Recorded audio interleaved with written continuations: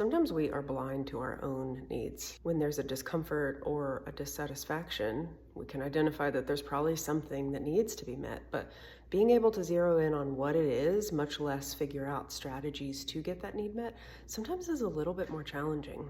And I find it's usually because we're trying to apply strategies indiscriminately instead of really getting clear on what the need is. That's where you're going to find the most logical strategy to apply to get it met. And this is exactly what we dove into in our first call in Grounded, the embodiment experience for men.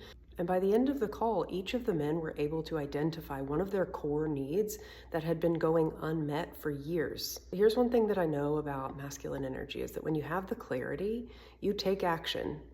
When you aren't taking action, it's usually either a lack of clarity or there's a story that's underlying that clarity as to what it might mean if you were to take that action. And once we get clear on that and clear those stories out, the pathway becomes really obvious as to how to create a more satisfying experience for yourself, especially in relation to other people. Because once you have this information, you can start taking action on your own behalf.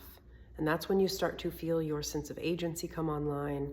That sense of confidence starts building the more that you practice that agency, and you start showing up differently in your own life with more potency, more power, more direction. And this is when your natural masculine energy starts expressing in the way that is unique to you. This is what I love helping people get clear on. This is what we're doing inside of Grounded. The entire first call was about identifying your needs and not in the traditional listing them out format. It was a deep, visceral experience that they had that helped them identify at least one core need that they had been trying to get met in ways that weren't necessarily helping them get that met. And if this is something that you've struggled with, I would invite you to join the group as well.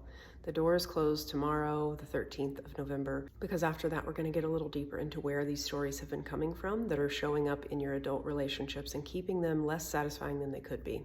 So I'm going to put the link for everything that you need in the description below. Or you can get the replay for call 1 so that you can start identifying your needs too. And I'm so excited to see you there.